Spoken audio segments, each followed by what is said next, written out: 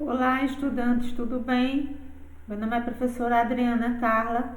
Nós vamos dar início à aula 6 sobre a crosta terrestre e o seu interior. Então, nós vamos estudar nessa aula o tempo geológico, a sismologia, as camadas e também a temperatura interior da Terra. Então, inicialmente, vamos falar um pouco das ondas sísmicas. Ela é representada pela letra P, com pressão, atravessam os sólidos e líquidos e são mais rápidas. A gente tem uma demonstração aí nessa figura. O S é o cisalhamento, que atravessa apenas sólidos e são mais lentas. Então, é uma onda que tem um movimento mais amplo. As mudanças de velocidade e trajetória são iguais às fronteiras internas. Aqui a gente tem uma figura das camadas da Terra, né, a composição e o comportamento. Em relação à composição, nós temos a crosta, o manto e o núcleo, que já deve ser bastante comum para vocês, essa informação. E a reológica, ou seja, o comportamento, a gente tem a litosfera, que é mais rígida, a astenosfera, que é mais dúctil, ou seja, menos rígida, e também o manto inferior, bem como o núcleo externo também, que é líquido, e o núcleo interno, que é sólido. Aqui a gente tem uma imagem aqui da crosta terrestre e demais camadas, né? Então, a crosta, ela é dividida entre continental, entre 30 e 70 quilômetros. Ela é menos densa, né, menos pesada, é formada por granito e gneiss, sendo também mais antiga. A gente tem também essa parte oceânica, entre 6 e 10 quilômetros, que é mais densa ou mais pesada, é formada por basalto e gabbro, e também é uma camada mais jovem. E temos também o morro, que é a descontinuidade sísmica na base da crosta. Aqui a gente tem uma imagem do manto, né, o superior mais transição mais o inferior. A rocha-chave é o peridotito.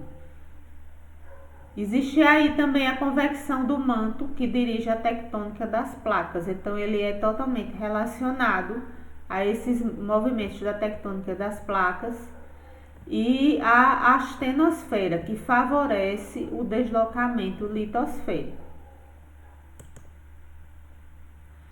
Nessa figura aqui, nós vemos o núcleo mais o CMB, que é o limite do núcleo do manto da Terra.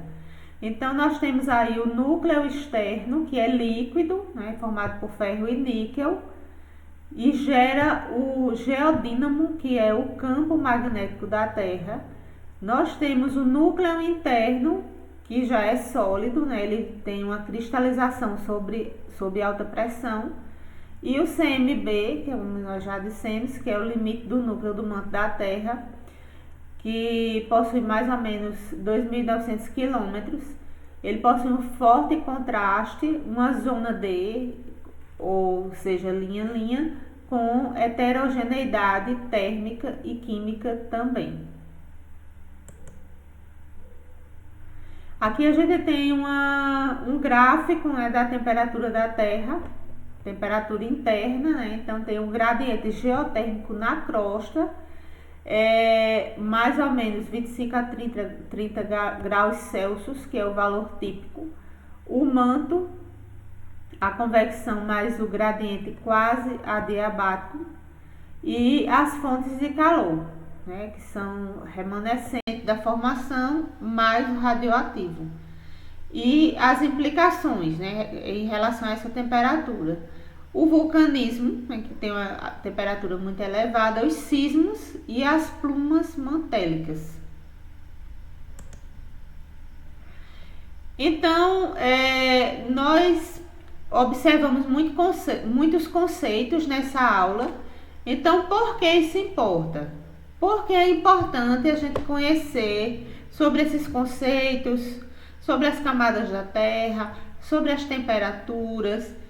Primeiro, para que a gente possa ter um planejamento efetivo para evitar riscos, né, em relação à sismicidade, a escorregamentos, a vulcanismo global.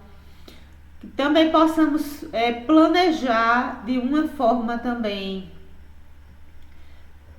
mais efetiva os recursos, como os aquíferos, a exploração de petróleo ou mineração, e também o traçado de obras, considerando substrato e calor na área da engenharia. Então, tudo isso é útil para, como a gente vê aí, para essas diversas áreas. Então, é isso por enquanto na nossa aula de hoje. Espero vocês nas próximas aulas. Até mais!